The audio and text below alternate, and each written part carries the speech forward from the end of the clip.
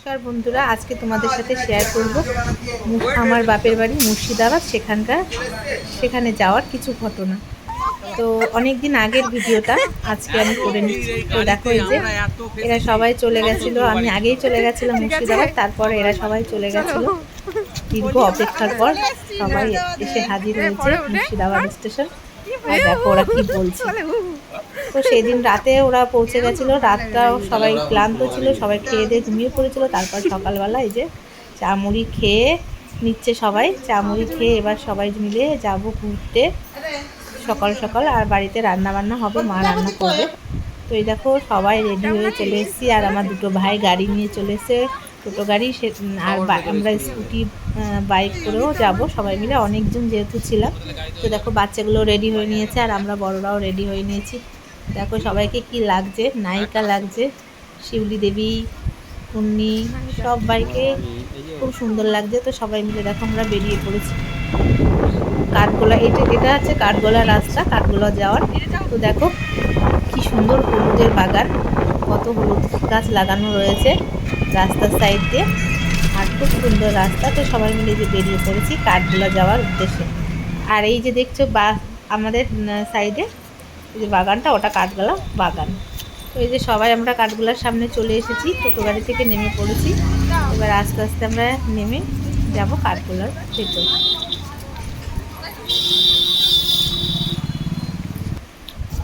এই যে কাঠগোলার সামনেটা, এখানে এখন আবার কাজ চলছে নতুন করে।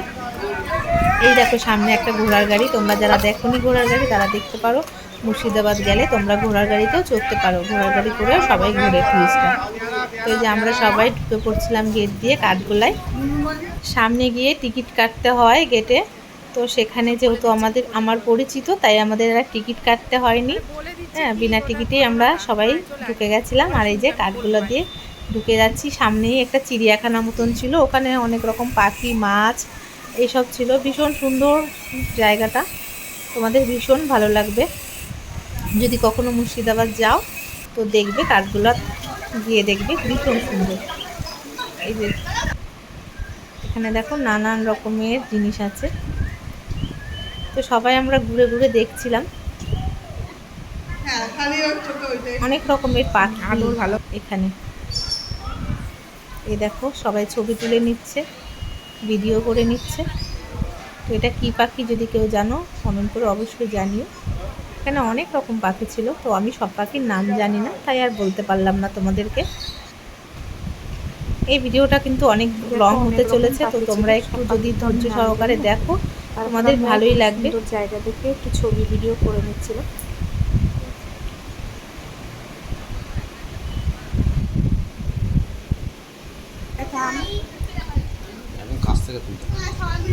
অনেকটা এরিয়া নিয়ে জায়গাটা, আর অনেক পাখিও ছিল। তারপর আস্তে আস্তে ওখান থেকে বেরিয়ে গিয়ে তারপরে সামনেটা এসেছিল। তো ওখানে অনেকগুলো রাজহাঁস ছিল, রাজহাঁসগুলো আমাদেরকে তেড়ে তেড়ে আসছিলো, খুবই মজাও লাগছিল। তো তারপর এই দেখো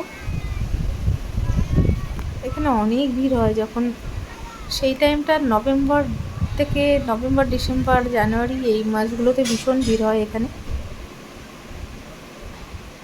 তো তারপরে একটা সামনেই দেখো, এই যে এখানে অনেক রকমের কালারিং মাছ ছিল, আর মাছগুলোকে সবাই মিলে বিস্কুট কিনে কিনে খাওয়াচ্ছিল। তো আমরাও বিস্কুট কিনে নিয়েছিলাম একটা বাচ্চা ছেলের কাছ থেকে। ও 10 টাকার বিস্কুটগুলো 20 টাকা করে বিক্রি করছিল। ও বলছিল ওর নাকি মাথায় টিউমার আছে, তা সত্যি মিথ্যে আমরা জানি না। যাই হোক, বাচ্চাটার কথাগুলো শুনে ভালোই লাগবে। তো ওর কাছ থেকে বিস্কুট কিনে নিয়ে আমরা খাই।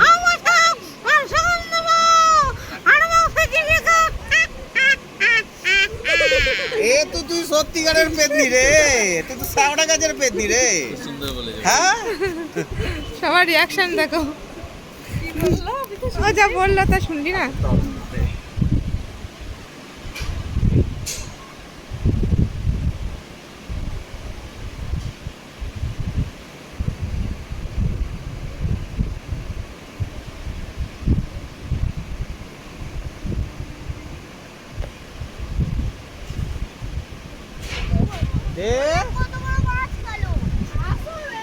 এই বিটুলা বলো না 20 টাকা দেখো অনেক রকমের মাছ, তার সঙ্গে ছিল হাঁস। নেবে তাই বলো, এখান দিয়ে আসতে হবে।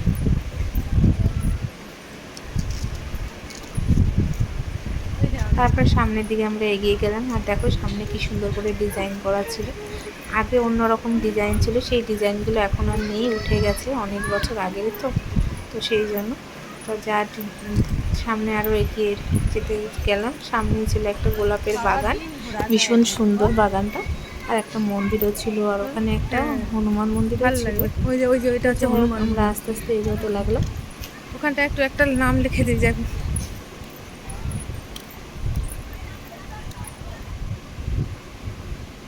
অনেক সুন্দর জায়গাটা, ছোটোবেলায় আমরা অনেকবার এসেছি আমি। এই যে দেখো গোলাপের বাগানটা, আর ওই যে দেখতে পাচ্ছ দূরে ওই মন্দিরটার ভেতরে আমরা ঢুকবো। ওখানে যেহেতু ক্যামেরা নিতে দেয় না, তাই ক্যামেরা নিয়ে ছবি তুলতে পারিনি।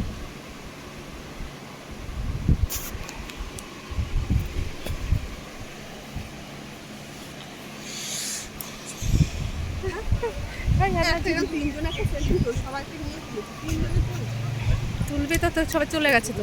আমরা 3 জন তুলবো। এই দাঁড়াই দাঁড়াও।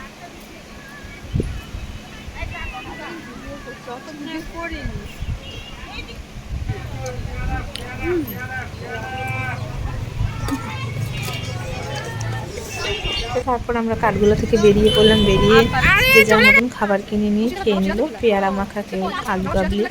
তারপর আবার চলে গেলাম।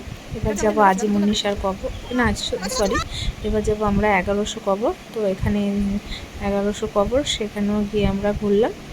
আর দেখো এখানে অনেক দিন আগেকার অনেক কবর আছে, নতুনও কিছু কবর আছে। তো তোমরা কবরে যেতে ভয় করো না কেউ, এখানে কোনো ভয়ের ব্যাপার নেই। কবর বলো আর শ্মশান বলো, এগুলো হচ্ছে পবিত্র জায়গা। এখানে পবিত্র মন নিয়ে গেলে আমার মনে হয় না কিছু হয়। যাই হোক, অনেকের ভয়ও লাগে, আমারও ভয় লাগে না বলবো না, তো যাই হোক ভালোও লাগে। তো দেখলাম সব ঘুরে ঘুরে, যেহেতু ওদের ঘুরতে নিয়ে গেছি, তো ওদেরকে তো সব ঘুরে ঘুরে দেখাতেই হবে। তো সবই ঘুরে যতটা পেরেছিলাম ঘুরে দেখিয়েছিলাম। মুর্শিদাবাদ ঘুরতে গেলে 2-3 দিন সময় তো নিতে হয় শুধু ঘোরার জন্য।